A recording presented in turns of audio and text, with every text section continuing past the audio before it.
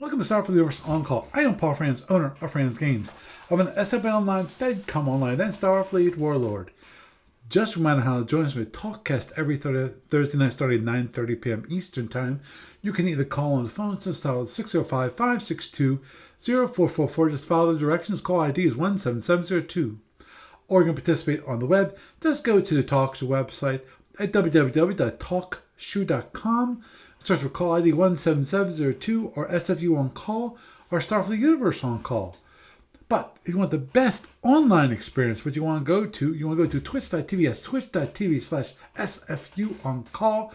And you will find us there. You'll be able to join us for the chat room. You'll be able to see my lovely face and watch the actual live broadcast stream. And if you need to contact me for any reason, my email address is sfuoncall@gmail.com. It's SFUONCALL@gmail.com. Also, if you want to follow me on the Twitters, X, whatever, the account is SFU on Call. Also, I have my personal account, which is Paul Franz, and my business account, which is Franz Games. Yes, I still have all those accounts. Not going to mention anything else. And of course, I'm also on Blue Sky. Yes, we still have two Blue Sky accounts. One is sfuoncall.bsky.social. The other one is franzgames.com. Obviously, the first one is for the podcast. The second one is personal/business use. Again, I haven't posted anything yet. I will probably do so in the future. Probably BSky might send out announcements about the topic or whatever, and see what happens. And of course, this lovely TalkCast gets turned to a podcast available on iTunes and various other feeds around the net. Not much going on AV this week, except we did get an updated version of the Galactic Conquest that's now available on normal e-tailers, Wales 23, Drive-Thru Vault, and War Game Vault, and Drive-Thru RPG. It's been a while.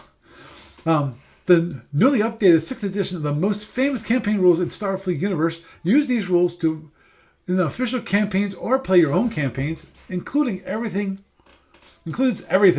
conquest, exploration, alliances, diplomacy, construction, technological development, ships, bases, crew quality, legendary officers, and 1,000 more things. This campaign system is designed to be used with Starfleet battles.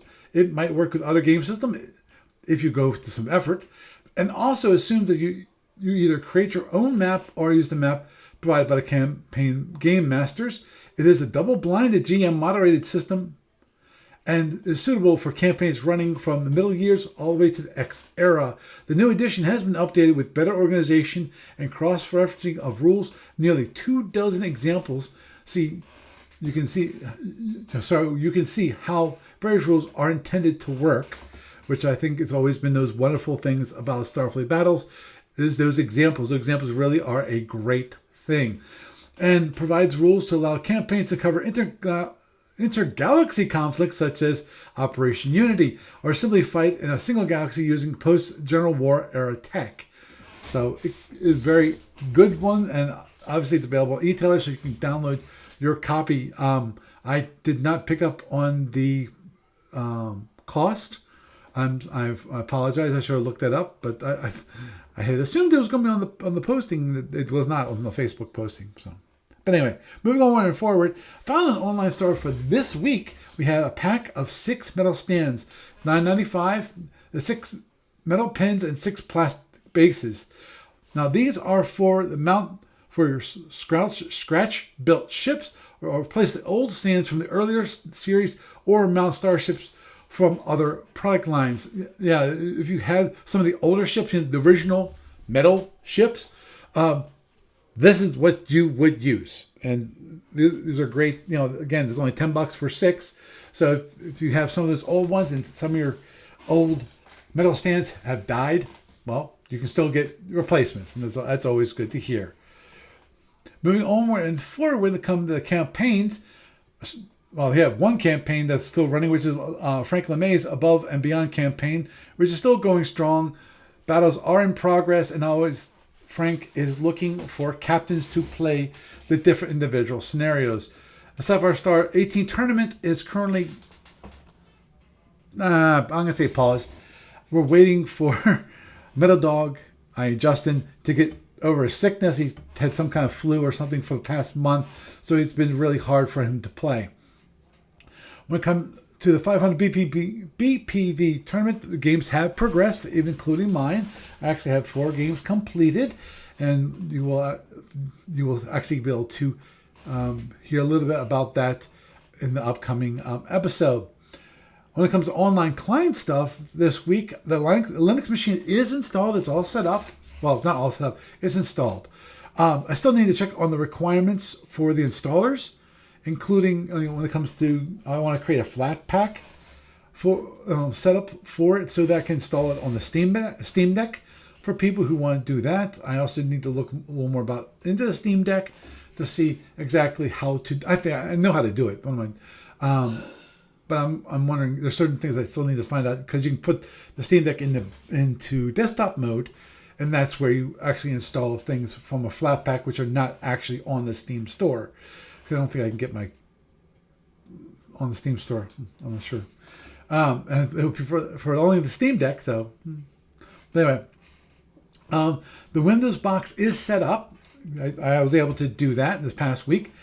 Also, did some initial SFU online client, an initial build to test to see if the creation of the installer, if that all worked, using the new Oracle tools. The ones from Oracle. It's called JPackage, and which will create a installer for Windows or for Linux, for Mac, but you have to run it on those platforms. That's why I have to actually have a box for each one of those platforms. No, unfortunately, no cross-platform stuff. And it was successful. I actually was able to create the installer and actually install it on the machine, and it all worked beautifully. I actually was able to log into SFB Online and just look around real quick. I did not actually try to start a game or anything like that. I'm assuming that stuff works.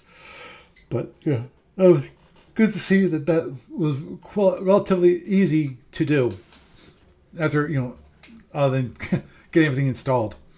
Moving on forward, when it comes to libraries, nothing when it comes to regular libraries. They've been silent this week. Actually, I should bug Matthew Potter about the generic units, because my expectation was after I put out the video that he actually get to work on those. He might be probably busy with other things, and it's volunteer, so I can't complain.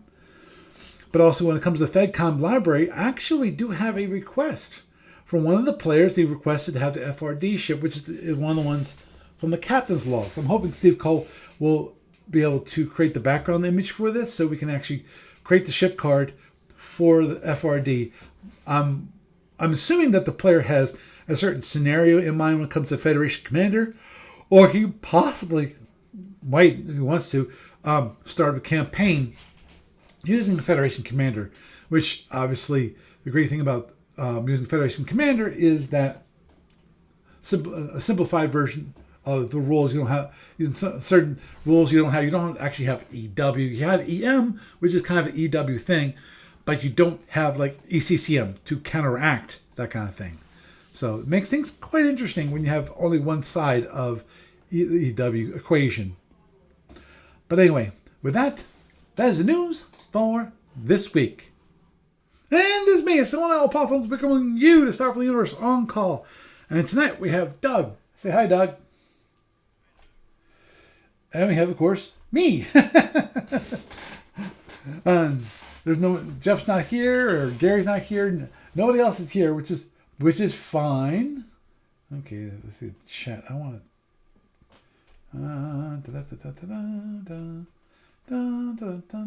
Whoomp. No, okay, no. Home. Don't mind me. I'm trying to get this. There it is. Okay. Voila. Okay. Now I see Doug on Twitch. Yep. I just want to make sure that I actually can see what I'm broadcasting. As I mentioned multiple times, I like having my iPad as a kind of a monitor to tell me, okay, what actually am I streaming out there? course, the weird part is that it's delayed by like possibly up to 30 seconds, which is weird. Okay, I do this and I have to wait. Okay, I did a switch. Okay, there's the switch. Okay, because every once in a while the switching mechanism of OBS kind of doesn't quite work out. Okay, but in the meantime, what I was going to do tonight, actually, I was going to start off with my game. My game is progressing. We got, in 3.5 hours, we got 4 turns done. And I mentioned that actually on the discussion board. Big surprise. Peter Bakia mentioned that, basically because we have no seeking weapons whatsoever, just direct fire weapons, it tends to speed things up. Yeah, it does tend to speed things up. Especially considering it's surprising that we got so many turns done in so little time. And I think that, it's because of seeking weapons not being there. Because also during it, there were at least part of setting up. And actually, in some cases, what was it? There was one time where actually we had kind of paused play because he needed to very carefully share his screen on Discord so that I could see what he's seeing as I go, that shouldn't be happening. And I figured out what he was doing wrong. Because things were grayed out, which they shouldn't have been grayed out. I figured out what the problem was. Okay, this is what you're doing wrong. And now it's no longer grayed. It was because one of the ships was speed 0. He had forgotten to actually do a speed plot, because that's one thing with the client. It's really designed for, if you use a lot of the tools, it's it helps you a lot. And it helps other things too. It's part of the automation. Problem is, if you do something like, in the case, what he did was he allocated he was doing it as in a real life scenario where basically you enter in all the information for the EA. Well, part of the EA is there's a button called set speed plot. So it allows you to set the speed plot, and when you do that, it also will automatically fill in the movement for how much it costs for that speed plot into your actual EA. And if you do that part of it, you actually enter the speed plot. That means when you do the big reveal, quote unquote, that is basically there's a button where it reveals both your EW that you've allocated for the turn, in your EA, and it also reveals what your initial speed is. You automatically, and also announce the speed and actually set the speed to be that initial speed. Well, he forgot to do it for one of the ships, so it was speed 0. So that's why he couldn't move that ship, because it was considered speed 0. So that's why the movement buttons were grayed out, why he couldn't do that. So I figured out that. Fortunately, he didn't do anything stupid and show me his EA. I know that'd be nice if he actually did accidentally. You know how those things are. It just happens to the show reveal exactly how much energy he's putting where and things like that. Minor things like that. Yeah, that'd be. I'm one of those people especially when I was younger. I had a nasty habit of kind of, hey, if your cards are viewable by me, I'm just sitting here. If you're showing me your cards, it's not my fault. Yep. So it's my. Look, obviously later on in life, I told him, can you hold back your cards because I can see them. The problem is usually in a session usually it's pinochle we're playing, that invariably they do it like 2 or 3 times before they actually get the hint. I need to change my position so I don't show my cards to Paul, especially because usually the person next to me is my opponent. So Let me do this. Okay, because what I want to do is the start of it. I just want to give a quick update on the game. Obviously, we played it. The one thing that definitely happened, which was he went much slower than me. I was going anywhere from speed 17 to speed 24, with only thing that slowed me down was damage. So, okay, let me make sure that this is the first one, correct? No, this is the second one. Or actually, no, I don't. Okay, no, this is the first one I wanted to show. Let me bring that up, which is that.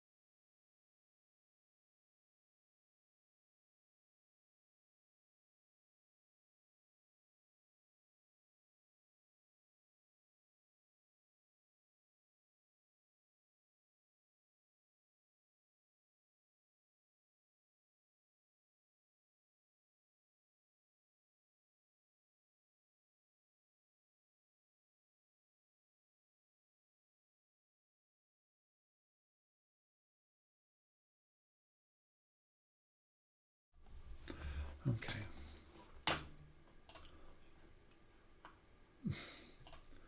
There, and I hate this.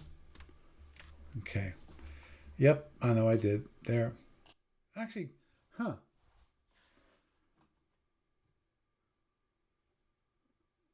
Okay.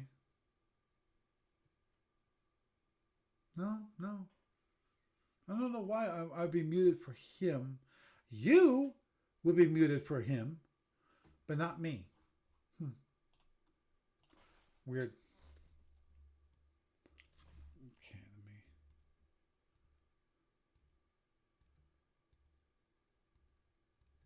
There it is. Okay. Hopefully that solved my problem for streaming on Twitch, because I'm not muted on my mic, as you know, Doug.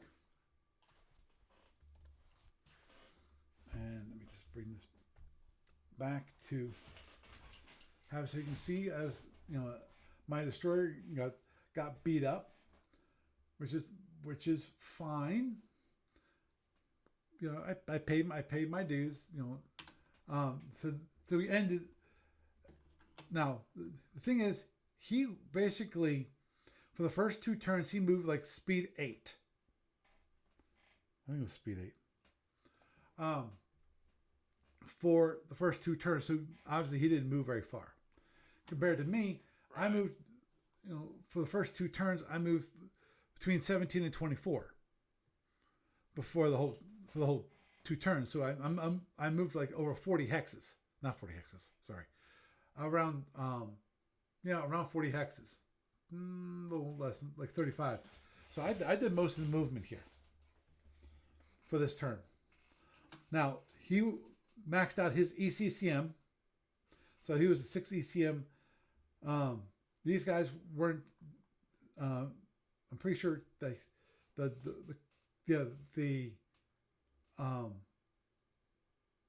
cruisers had 6 ECM, and I think the destroyers had 4 ECM going on. Now, then we go on to, this is the next turn, because I approached him. I got in. This is as close as I got for it. Here's the one destroyer that got damaged. The idea, obviously, is that when he turned like this, his shield number 1 is facing away from my opponent here. So he wants to hit it again. Feel free. He was flying around the board with 10 ECM. 4 ECM generated. 6 points generated. 4 points from EM. So it was a big 10 ECM, so that he was very protected. Also, he was going speed 14.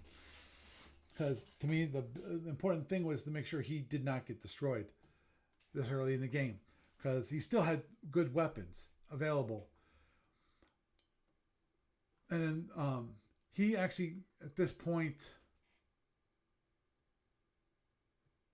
he went full ECM at this point.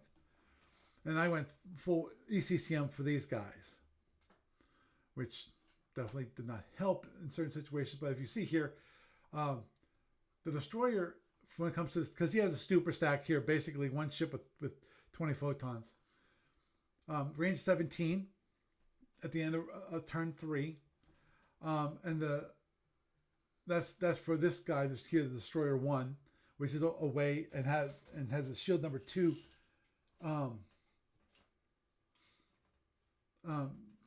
facing him, so that because he originally hit my shield number 1 and knocked down my shield number 1 for the destroyer. Just for those of you who didn't see it on the video. And so now, and then we got up to nice range 12 here. Now, the one thing that happened, was that coming in a little close, he decided to fire at my heavy cruiser as I was coming in. So knocked down my shield down to 7 boxes for my heavy cruiser number 1. It's like, okay, fine. Have fun. So I still have it. No internals yet. Okay, that was that one. And this one is what? This is... Oh, okay. Sorry, this one... Okay. Forgot to do this. I'll do this right now. It's just for giggles. This is actually turn number 1. I didn't think I had this one. Sorry, I did this quickly, like 15 minutes before the podcast. I played this in VLC because I recorded it, recorded the video. And so I did it relatively quickly, trying to find the spots I wanted to show you guys without revealing like my EA, things like that. But But we're starting after the first turn. He's up here. And he's a lower right hand corner. I'm flying in currently at the end of turn 1. We're at range 61. At the end of range, in the turn 2, we're at range 31. So I moved 30 hexes in one turn. So I was flying across the board. So okay, let's go to. This is this should be, yeah. This is game saved. This is the end of turn 4. I couldn't find it. I didn't have time. I actually did do some damage to destroyer number 2 of the Fed. Knocked out one of his photons and like 3 phasers and a little bit of power. I knocked out a lot of his hull. His hull's all gone for that ship.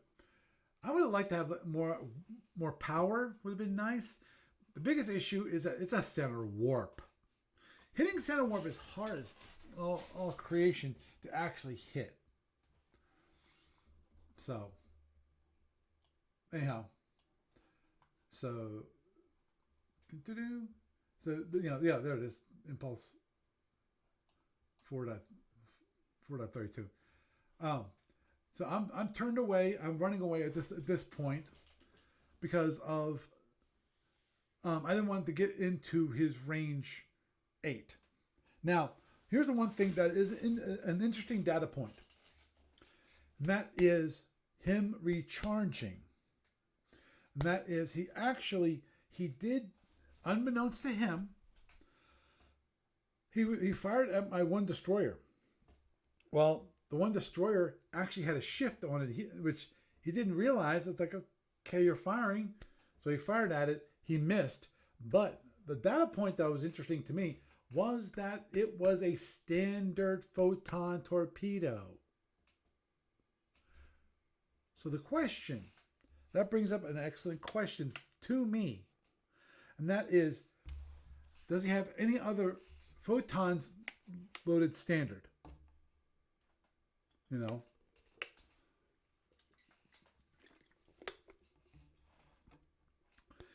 Or is he splitting some standard, some procs? I don't know at this moment in time. And unfortunately, the only way I'm gonna find out is have him actually fire his weapons at me. That's not the way I really want to find out. Because the only way he's gonna fire at me is if he actually had a chance to actually hit me, or at least a decent chance. Because obviously we discussed it before, and prox photons at range 30 is a 50% chance. But so if you have a lot of them, which he does, that can be quite beneficial, which it was, obviously, because of he knocked down the guy's shields and did quite a few internals to the one destroyer. One thing I did not show, but he fired again on fired his phasers at my number 1. Actually, it's not a CC, it's a CA heavy cruiser, and with that, he actually knocked down my shield number 1. I didn't want to use my battery. I'm not sure if I didn't want to use my batteries. I didn't have my batteries available. One of those two, I forget. And be honestly, I don't want to reveal it because of my dear sweet opponent could obviously be listening in. That's why I'm not about to go through the full goings on of this game at this moment in time, because part of that usually is me showing you my EA. Got it. Yeah, it's common sense kind of thing when you're broadcasting and somebody might be watching it. Right, exactly. Especially because that's one thing we actually talked about. We talked about on Discord. We talked about my podcast.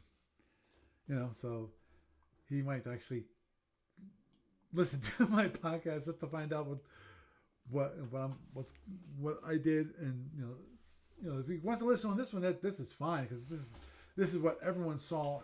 Anyone who stopped in, like Mad Jack stopped in. He stopped in. Actually, there were some people that actually stopped in and left.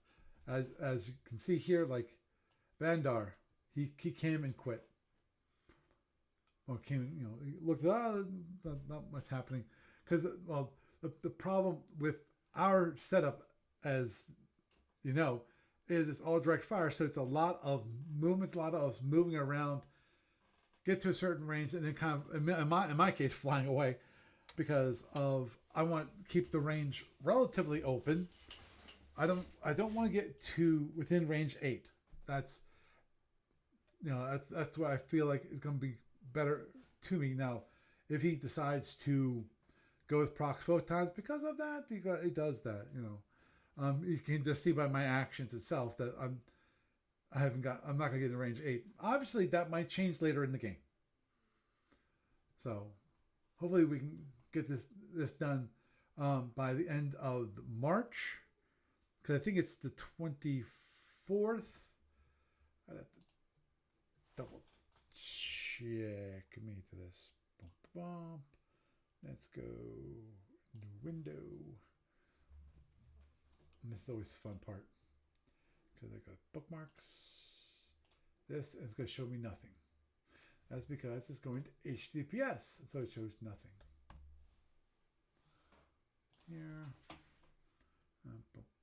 Here, here it is. First round max extension is March 24th, and any game going past that will be adjudicated per the rules. So, just have to wait and see. To me, the great part about recording when I'm recording is that I have a record. I have a full record of, other than what we talked about, but I have a full record of exactly everything that went on. If I want to, I can even post it up and go, hey, here, Jeff, do you want to watch it or scan through it?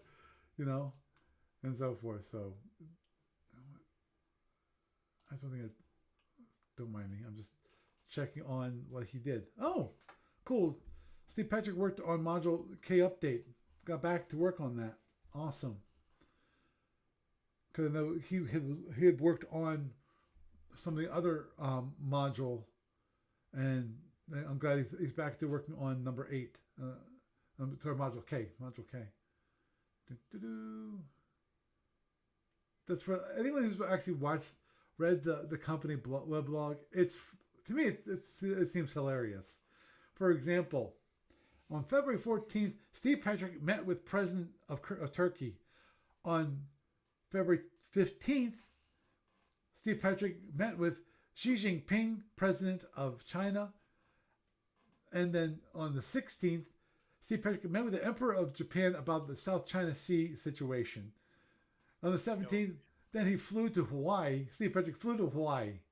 On the 18th, Steve Patrick met with the members of the Hawaiian independence movement, something about reducing the number of blue state electoral votes on 2028. Steve Patrick is busy flying all over the world. Right. I understood. Totally satire. Agreed. No, this sounds more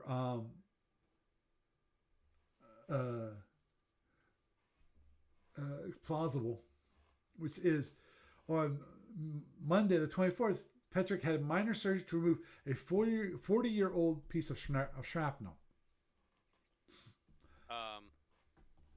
That's still probably satire.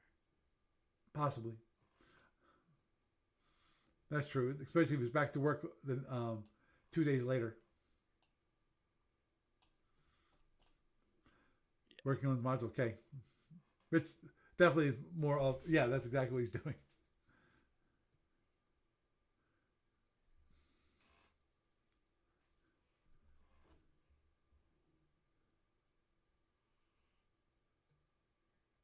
Oh, jeez.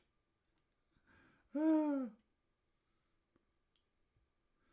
so why are we distracted with this blog part? I'm sorry. I started reading because I forgot to check the blog before I did the news portion. Sorry. Okay. It got me interested. I apologize. I apologize for doing that, because I just wanted, the main reason I came for this at all was just to check on the deadlines for the game that we had to get it done by March 24th. We're again we will be playing again on actually Saturday starting at 12 noon my time. That is actually 10 a.m. his time because he's in Arizona, which is interesting just because my best friend growing up, he is currently in Arizona. So, and also, of course, for those baseball fans, that's where the Cactus League is, i.e. spring training. So, versus the Grapefruit League, which is, of course, Florida. Those of you who watch baseball and are baseball fans, you know this. Actually, though, the funny part is that a friend of my daughter's, she actually was down there in, I was going to say Sarasota, but it's not Sarasota.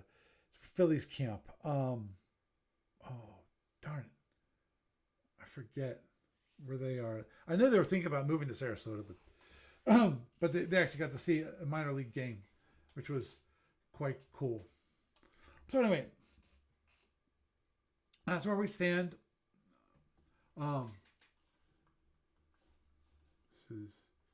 This is 3. Yeah.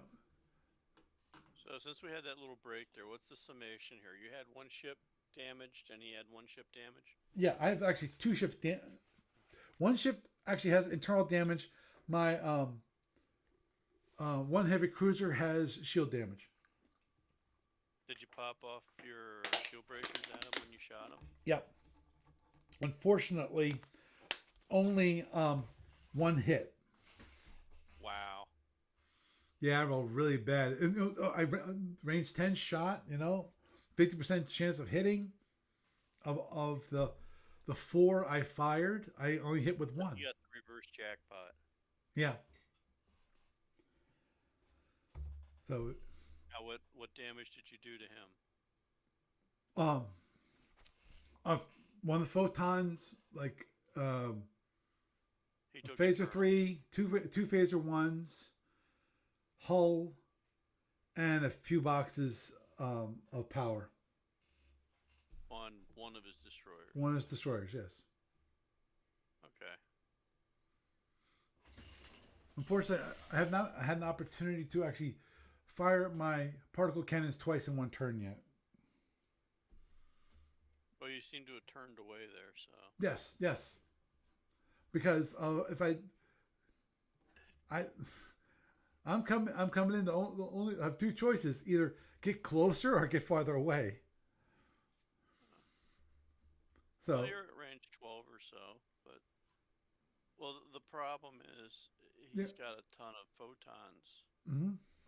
If you stay far away, he's just going to reload proxies and blow down a shield. Mm-hmm.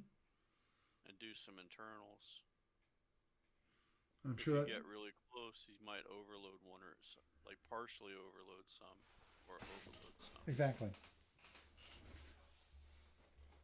Who knows? Oh. There's so much uncertainty and overthinking you can do in this. Mm-hmm. Oh, agreed. But if he's got if he gives you some opportunities, turn back and pop that number 1, pop his down shield. Mm-hmm. Try to take out a ship outright. Mm-hmm. Oh yeah. Or knock down shields on another one and see if you can cripple a different ship. Yeah. To me the big issue currently for me. Okay. Da-da-da. This one. Okay. Screw that. Let's bring this up real fast. Just so I can show it. And a single player mode at the moment.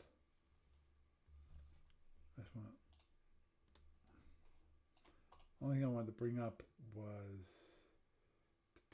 weapons chart for Soltorium. Now, the big issue with him is a 6 to 10, 1 to 3 got 4 points of damage, which is pretty good for the shield cracker. But to get a decent amount of damage, you have to get at least the range 15 for the particle cannons, because that'll do 3 points of damage at range 15. He got 1 to 2 to hit at range 22. And of course, range 30 has got from 1 to 2 to hit. You get 1 point of damage. I don't have a large fleet here, so No, you don't, and you need to get in a more optimal range and tear down a shield. Well, that's what I did. I got into the 9 to 15 range, Yeah. which is what I can do. And the closest I got actually was range 9. I never let him get to range 8. Okay.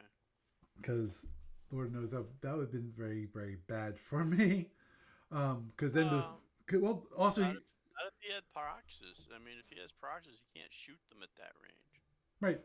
But as I pointed out earlier, he did actually reload one of his torpedoes, photon torpedoes, as a standard torpedo and fired it. Yeah. So Did he hit with it? no, he missed because it was a shift. Okay. Because actually, if I want to, I can do this. Load game. It should be this one. Yes. Yeah.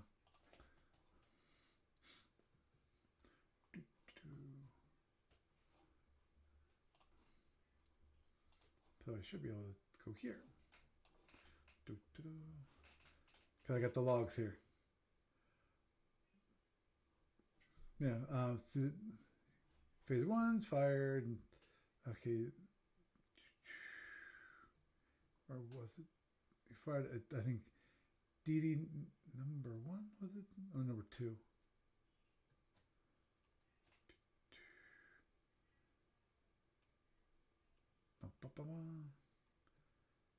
Yeah, this is where I fired. At range 15, I fired 1, 2, 3, 4, 5, 6, 7, 8 total particle cannons. And for me, it was, where's my rolls? There's his. Here's mine. And I knocked that down to 3 boxes. On shield number 6. And and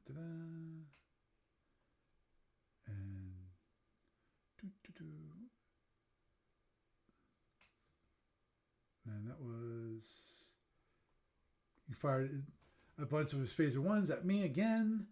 Keeps on firing phaser 1s at me. He launched actually 5 shuttles. Not sure why. Because that's 5 phaser 1s. Yeah. Or 5 phaser 3s. And I fired at range 9. I mean, they're not seeking. On this destroyer, and that's when I actually got some internals. Got the center hull, got phaser 1, phaser 3, and a photon torpedo. And that was 15 damage from the PCs, and the phaser 1s I also fired, which was 9, so a total of 24. So that's when I knocked down the shield number 2. So he's got a weak shield number 6 and a down shield number 2. Yeah, actually, if I want, I can do this, which is where's my opponent's SSDs, and that shield number. This is what it looks like at the moment. It's got a damage shield number 6, down shield number 2. He has 3 out of 4. He has no batteries, or his batteries are gone. His center hull is gone, and those phasers are going there. So that's what I've done so far. And and for me, for my ships, there's the destroyer here with all this damage. This is from initial damage. He's not done any more damage, and this one he actually knocked down. He also fired at my shield number 3, so that's down to 8, and my shield number 1 he knocked down to 0. So, but the only reason I brought this up was mainly I just wanted to show, not the game, I wanted to show the actual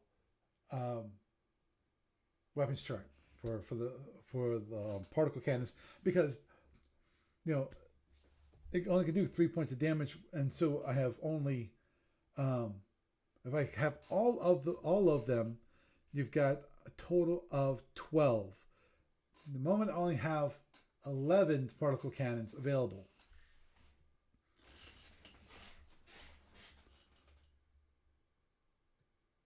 And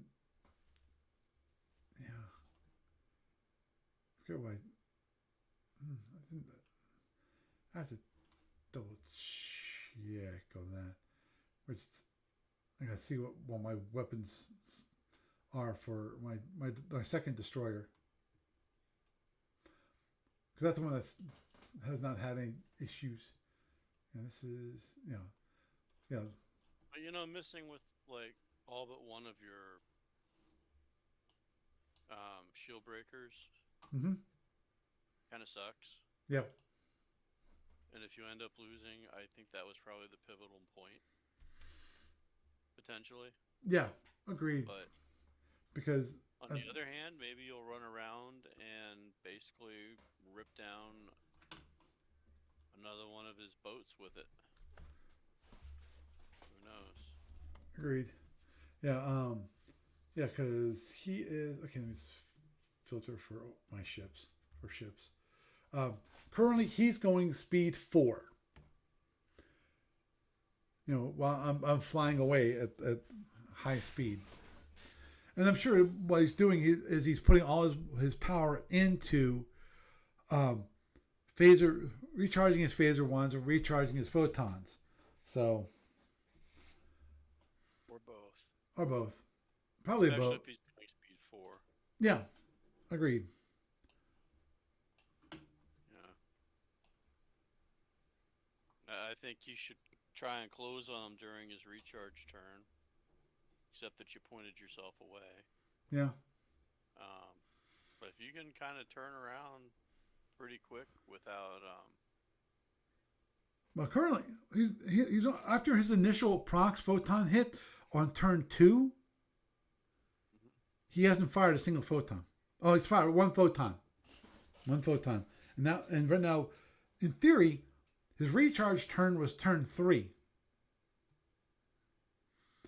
And I closed in and I fired the one time, and then in turn 4 I fired again. And that's when I got hit by one of the stand. Well, I didn't get hit. I got fired on by one of the photon torpedoes, which is interesting because he fired one and not more than one. Okay. Yeah, he might have been saving it. Yeah. I don't know. Got me on that.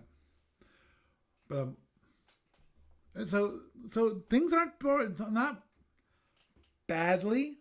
Currently, in my mind, we are pretty even. Obviously, he's a little bit ahead because of he damaged the shields on my my heavy cruiser. But weapons wise, I still match his. Obviously, he's got better photons, so he's got better weapons than I do, and more heavy weapons than I do. So it's going to be interesting. It's overall, I'm in a death match is what I am in, just because of the way this is the way I see it going at the moment. He's going to remain going at a very slow speed. What he's going to do with these suckers, I have no clue. That's the shuttles. For all I know, he might be using them as kind of fighters. Poor man's fighter. To have additional phaser 3s to get on down shields. I can easily see him do that. But I'm willing to bet he's going to be flying around most of the game somewhere speed 4 to speed 8. And I'm the one that's going to be flying at a higher speed, basically to be able to set the range versus him.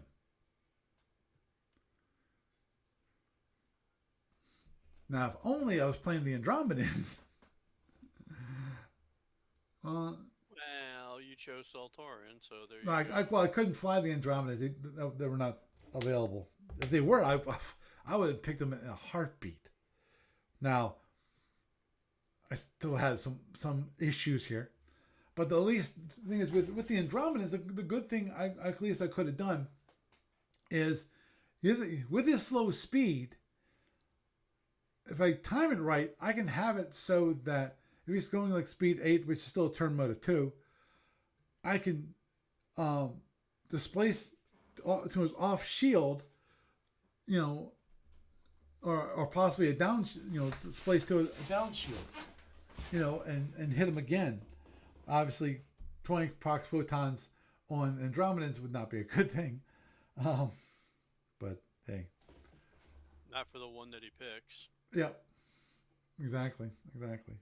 I might actually, just for giggles, I might create an Andromedan fleet. Not that I can fly it, just to see what the makeup would be.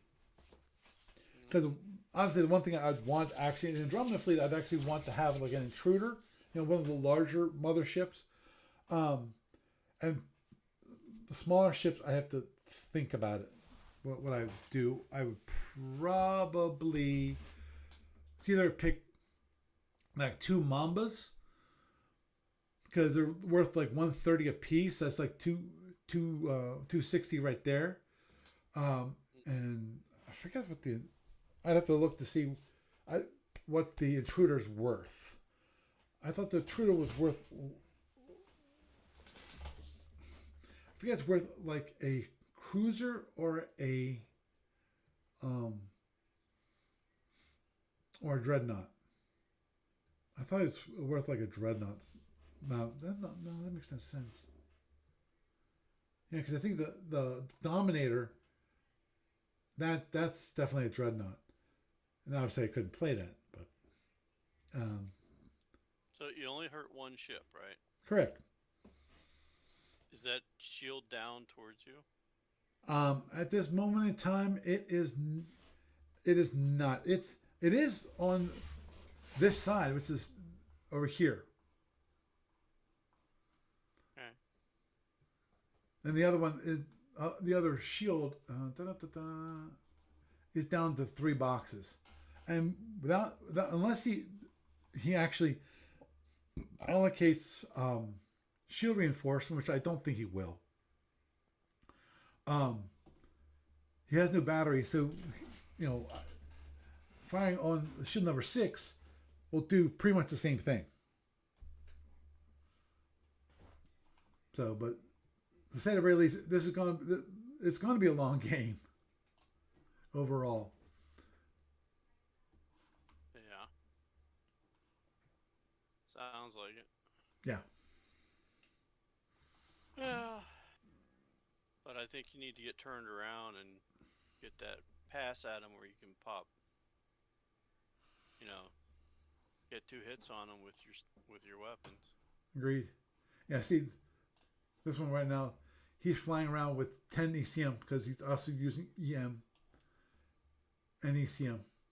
And my two heavy cruisers are just with 6 ECM. And then he has 1 point of ECM, which means a +1 shift.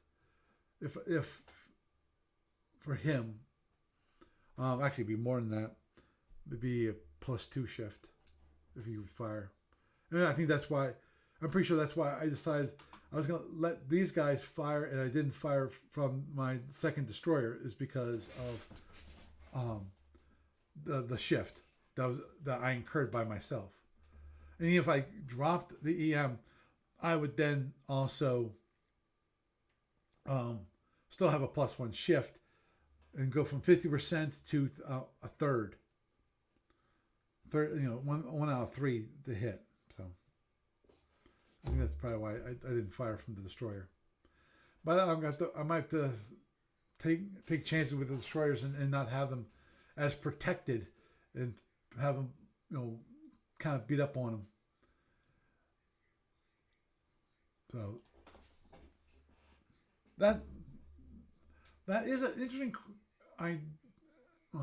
There's an idea I have, and I want to voice it, but I don't want to voice it. just because of my opponent might be listening. In which Oh, case, you can mention it afterwards. yeah, I'll mention it to you afterwards. So anyhow, but this definitely playing this. The one thing that definitely I want to work on in the future.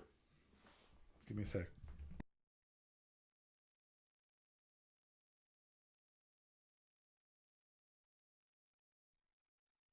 Okay, thirsty. When I'm talking a lot, I'm thirsty. Surprise.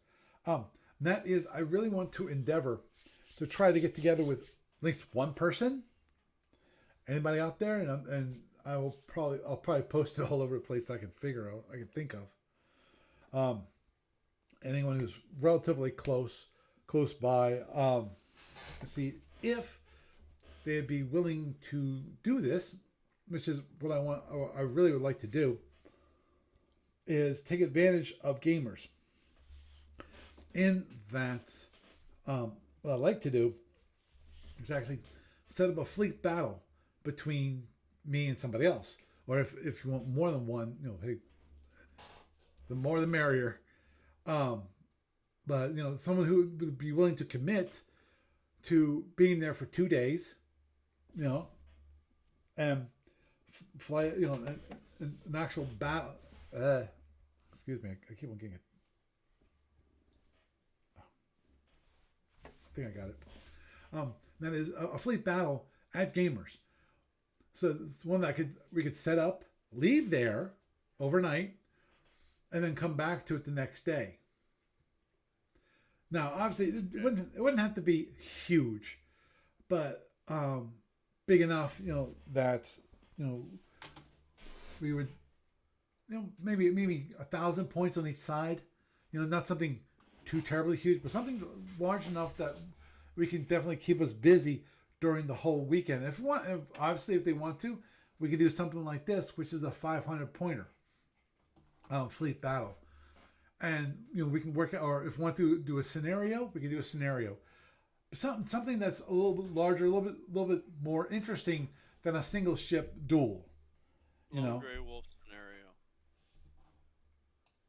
Isn't that Grey Wolf? Isn't that a campaign? The mini campaign. Yeah. That has some multi-ship battles. Right. Mm-hmm. That could be one for you. Mm-hmm. Understood. But obviously, we've talked about what to do to get people to come out for gamers for years and years and years, and it's like, of all the people in the place, yeah, there's maybe half a dozen people who have played at one time or another or know what Starfleet Battles is. Right. And only 3 of us were like SFB players back in the day, so to speak. And then, generally speaking, over the course of the weekend, the 2 who are not sitting at the desk to run the desk the whole weekend, you guys have other games to do, and that's other stuff that you come out for. Right. Like I couldn't see like you and Barry sitting down. I could see you and Barry sitting down to a game because like you did last time. Right. Right. But I couldn't see you guys sitting down to a 2-day affair. Oh, or even a 1-day affair unless you had 2 or 3 other SFB players specifically come out to do exactly that. Mm-hmm. Because, you guys are going to both be interested in playing some other games right. and doing other stuff and running demos and whatnot. Understood. But here's the thing. If there is somebody, and I'll be actively looking for a person that is relatively nearby, whether they live near Baltimore or possibly Jersey, that would take different arrangements to do that. Here's the thing. Okay. Here's the thing. At this point, I usually try to couch it in like reasonable travel terms. Mm-hmm. But then I think back to like the days of Origins, and it's like most of the SFB players that went to Origins, they went there just to play SFB or just to play Right. F&E, Right. and they didn't care about the rest of the convention. Right. They literally didn't care, other than maybe the dealer room. And the only reason for that is because that's when they would pick up stuff for other things that they did, and whatever the big release was for SFU at the time. Right. So I have absolutely no qualms with people coming in from out of town, out of the area, doing a significant travel if they know that they're going to get their money's worth out of the weekend. Mm-hmm. We're in a frickin' hotel. The place is not the most expensive place to stay at in the country Mm-hmm. or even the area. True. It's what, $140 a day. It's way less than it cost to go to Origins. Two or three people split a room coming in from out of town, Mm-hmm. and they're going to do 14 hours of SFB minus like bio breaks of some kind. Mm-hmm. Hey, you know, feel free to knock yourself out on all the boards out there. There's a bunch of groups on Facebook, and I plan on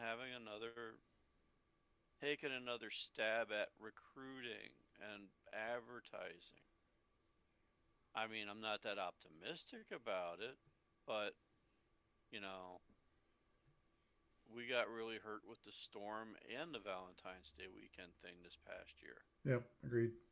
So, if we're at that venue next year, I've already asked them if they'll try to book us for the Martin Luther King weekend, just in case the group that had that before us, which was a multi-year thing that had that every year, uh, does not try to book them because of the uncertainty factor of whether the place will still be owned Right. and running in that same capacity. Um, but for the summer,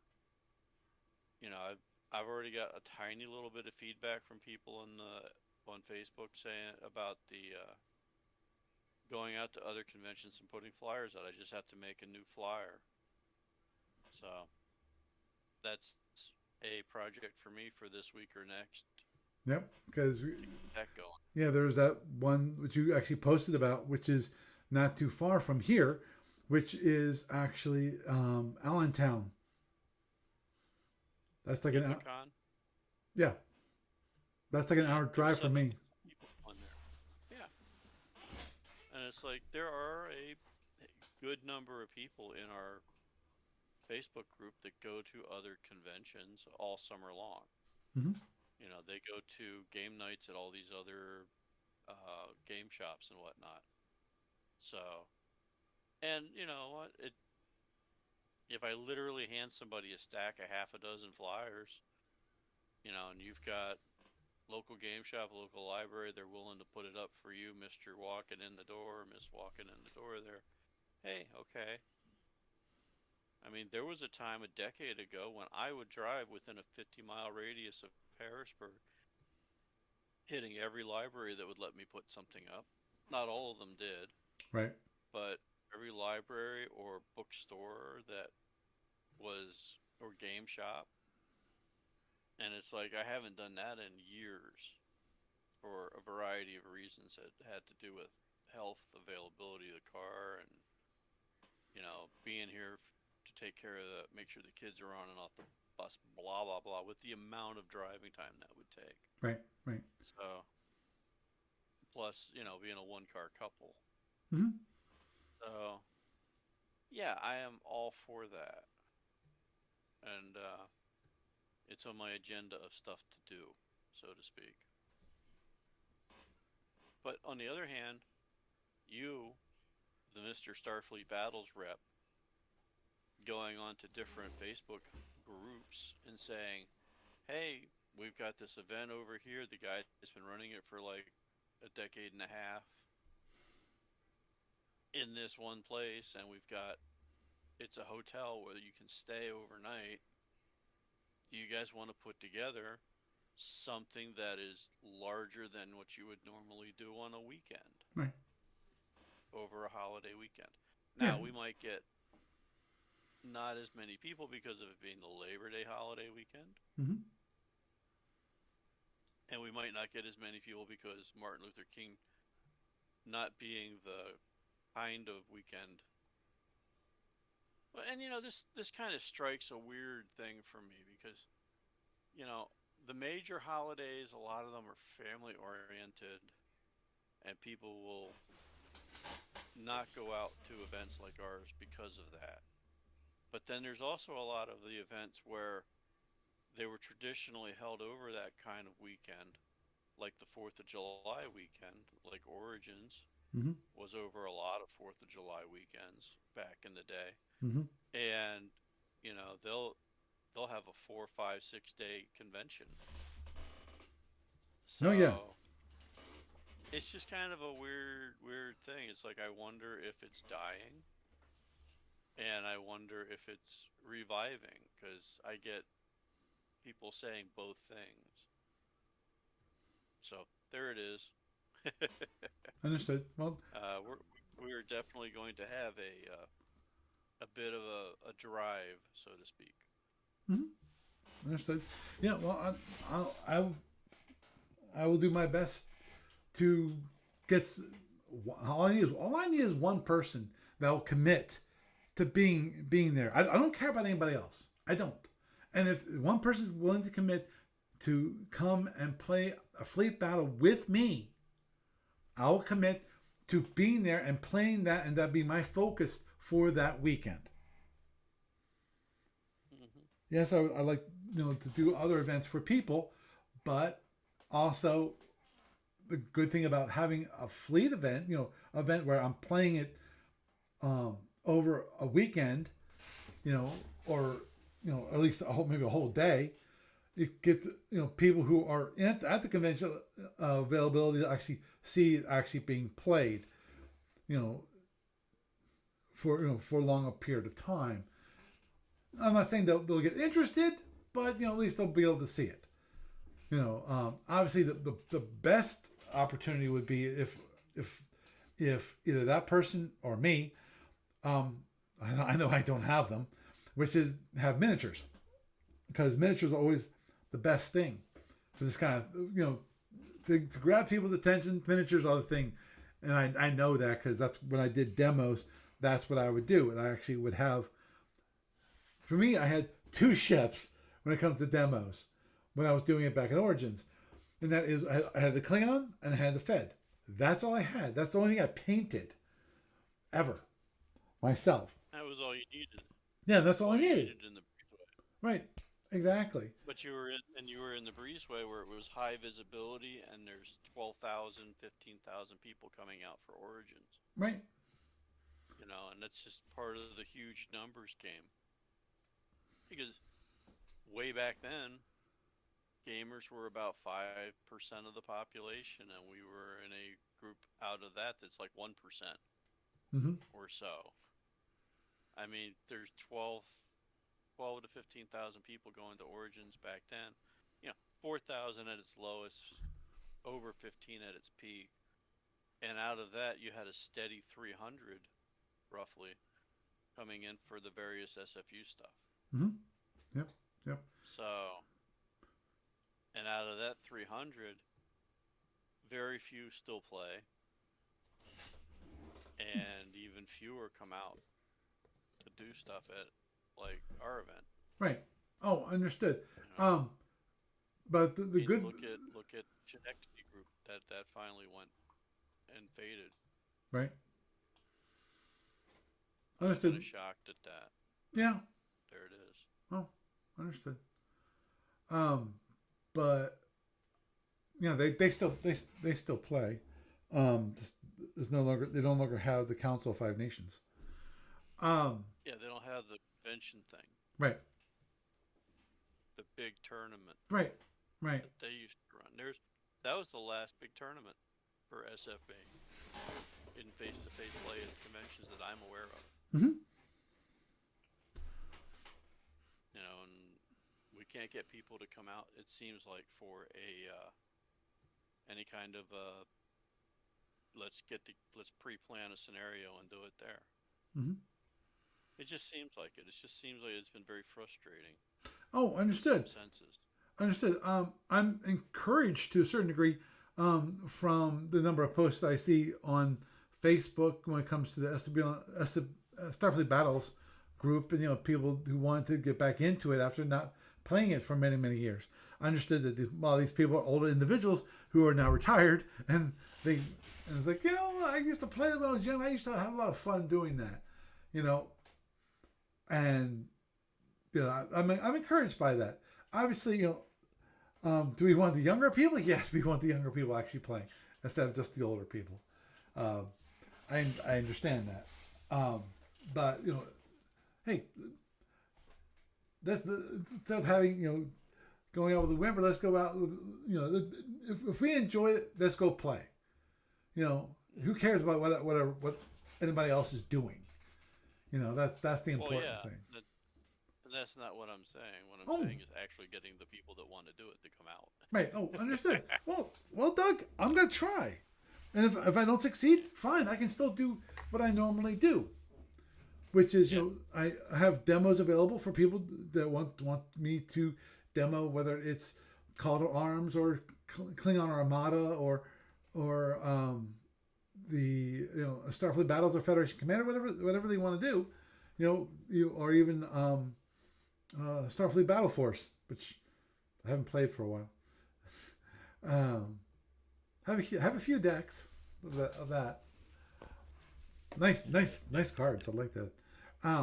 But I'm willing. I'm more than happy to still. I can still do that, but I want to at least try because worst case. As I said, the worst case scenario, I can fall back in what I've done previously. Oh yeah, But yeah. you know, I'm just saying that when I have the new flyer together and the event listed on Facebook and the website adjusted to say, hey, here's Gamers of Summer 2025. Um,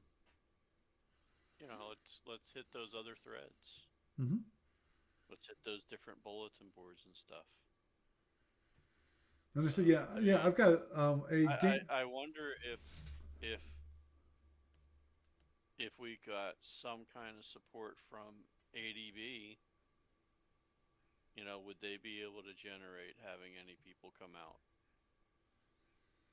Is there enough people talking on their boards that would be interested in something that ADB sanctions or says here's a special thing for being there? Mm-hmm.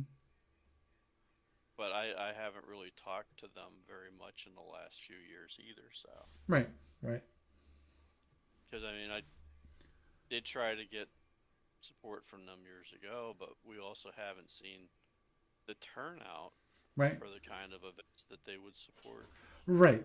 And that's the That's kind of it's like a cart and horse situation mm-hmm. there. It's like trying to go out and get support from the local game shops.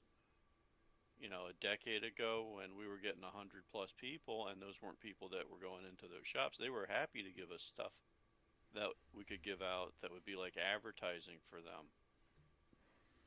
Nowadays, they've got their regular group of people going and do they look at us as something they need to support? I don't know. Yeah. I haven't really seen the support there, but then again, I haven't really bugged them about it, so that's another thing. Yep. That's a totally different topic, though. Yeah. Well, yeah, I have at least one, if not two, game stores around here. There's actually one which is less, it's just a few miles from my house. Um, I forget what it's called. Actually, I donated some of my games to them so they can for their gaming night. Hmm. Because The I want to get they, rid of them, and one of then and they're brand new games I never opened up the boxes for. You know, wow, yeah. Well, that'd be yeah, kind of cool, and that I never got around to it. It's like I thought about it. It's like, what's the point of actually having them if I'm not going to play them? It's like this at least give them to somebody who actually will take an opportunity do and play something them. with You can have it available for the it. people Totally who get play it. there. Yeah, totally get it. Yeah. So on a more positive note, as mentioned the other week, we are under contract for um, Labor Day, Mm-hmm. same place, and it's a nice venue, Yes, it is. really nice It's a venue. really nice venue. It's the place is close to many restaurants, so that when you have to feed that hunger, which is inside of us, inside ourselves, you can go to a nice place. Obviously, it's a hotel, so you can stay there if you want to stay there overnight. Um, They have they Also, have a restaurant. the venue, which is we have this really large room to with lots of tables to play any game that you want and play with anybody you want. Yeah, It's really nice. Obviously bring your games with you. spacious. It's always great, especially if you have a game that you want to play that you want to show with somebody. Maybe they'd be interested in learning your game. Because if you're excited about it, maybe you can get someone else excited about it. Yeah, and there's plenty of people there that will like. Plenty of the local gamers will take you out to restaurants and stuff around there too. Hmm. You know, especially if you're like all involved in a game. So, I mean, it's not quite the Boondocks. There's plenty of places to eat, things to see and do. Oh yeah, The, oh yeah. the restaurant even runs a hotel during the weekend. They run their restaurant during the weekend. They run a restaurant and a bar. So it's not quite, not quite the boonies. It's just, but it does help if you come in from out of town if you have a car or know somebody that has a car Yeah. for like going out for breakfast or lunch, dinner thing. Hmm. Agreed. And I'm Agreed. sure, we haven't really tried it, but I'm sure there's places that would deliver there too. Oh, I'm definitely someplace that's close. Oh yeah. Oh no. Definitely. In worst case scenario, in some case you could get like DoorDash or Uber Eats. I'm sure that they'd be happy Oh yeah. to deliver it to the hotel. Well, it's like this. Harrisburg is over quarter million population. The city of Harrisburg is only under 50,000 last census, I think, but the greater urban area is around a quarter million plus, and it's literally right in the middle of a big urban sprawl. There's like you could walk to Sheets, a Mexican restaurant, and something else right there where we're at. Chick-fil-A. That's not attached to the hotel. I mean, it's not a convention center thing where you got like 20 different restaurants and a food court. That would be nice, but we'd have to go someplace else that would be a lot more expensive to run it at. Yeah. And to have that happen, we need more people coming in to bump up our budget Right. because Exactly. Exactly. this doesn't happen on unicorn farts, so to speak. So, Very true. Very true. Well, with that, I think we should wrap it up for the evening. yeah. Doug, it is always a pleasure to have you around. You have a good night. Thanks for having me on again, Paul. You're welcome. Okay, bye bye.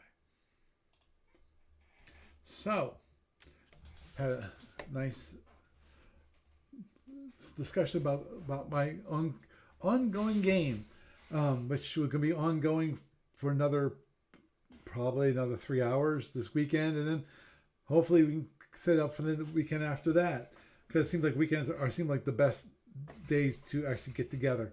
I'm hoping we can get it done, or at least get to a certain resolution in the matter. And hopefully, so that we don't have to have it adjudicated. And hopefully, I can pull this thing out because I definitely see it as an uphill climb just because of the opponent I'm facing. And I have no sneaking weapons. This is probably the last time I'll probably play Saltorians for a while. Unless I'll play Andromedas, and I will do that. I might do that for next week. Is just come up with a Andromedan fleet, just to show what it would be like.